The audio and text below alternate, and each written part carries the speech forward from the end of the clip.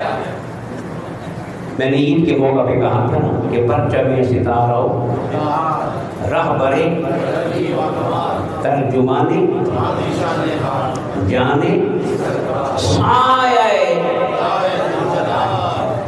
یاد ہے میری بات کیوں نہیں؟ سایہ یہ ترانہ بھی لکھا نہیں گیا، لکھوایا گیا ہے۔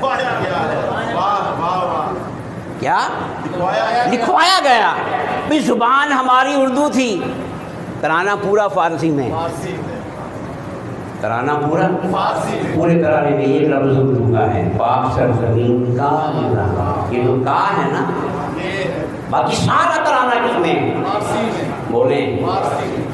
تو یہ فارسی میں کیسے قبول ہو گیا اور کیسے پاس ہو گیا؟ سارا فارسی میں۔ میں ایک بات اور کروں گا، ایک بات سے بعد میں تصور پاکستان دیا تھا نا، بولیں؟ ایک بار سے کسی نے پوچھا تھا کہ ایک بار کے پاکستان کا تصور تو بھی کہاں سے ملا ہے تمہیں؟ کہاں سے ملا؟ پر اقبال کا بھی سن لیں۔ اقبال اپنی زندگی کے آخری سالوں میں جب لاہور تھے تو تہجد کی نماز داتا کے مزار میں پڑھتے تھے، پھر وہیں پہ برات واپس آئے، فجر کی نماز پڑھ کے واپس جاتے تھے۔ علامہ اقبال کا یہ بیان آن دی ریکارڈ ہے۔ اقبال نے کہا کہ مجھے پاکستان کا تصور داتا حجویری نے دیا ہے۔ کس نے دیا ہے؟ اب میری سمجھ میں جو بات آئی کہ داتا حجویری کی زبان کیا تھی؟ بولو، وہ کہاں سے آئے تھے؟ افغانستان کے پرے سے آئے تھے۔ یہاں بھی اس وقت فارسی زبان تھی، بعد میں بھی مغل دور میں بھی یہاں کی سرکاری زبان۔ تو جس نے پاکستان کا تصور کیا تھا نا، اس کی زبان، اس کی کشف المعلوم بھی کس میں ہے؟ کس میں ہے؟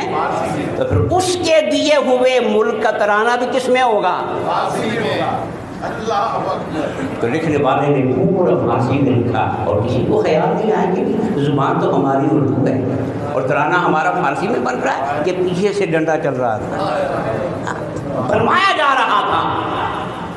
اس نے کیا کہا کہ سایہ خدا ہے، یہ جو لفظ ذوالجلال ہے نا، اس میں میں کہوں گا یہ حفیظ جالندھری صاحب نے خود نہیں کیا، مولانا نے کروایا کہ یوں کہو کہ اس ملک پر کیا جس خدا کا سایہ ہے نا، یہ نہ کہنا کہ وہ رحمان ہے،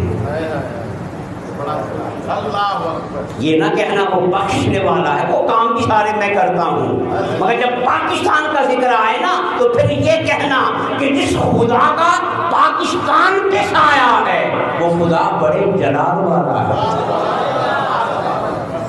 وہ خدا بڑے جلال والا ہے، غضب والا ہے۔ تو بس جو بھی پاکستان کی طرف آنکھ اٹھا کے دیکھنا چاہے نا تو پہلے یہ پڑھ لے کہ جس کا یہ ملک ہے وہ بڑے جلال والا ہے۔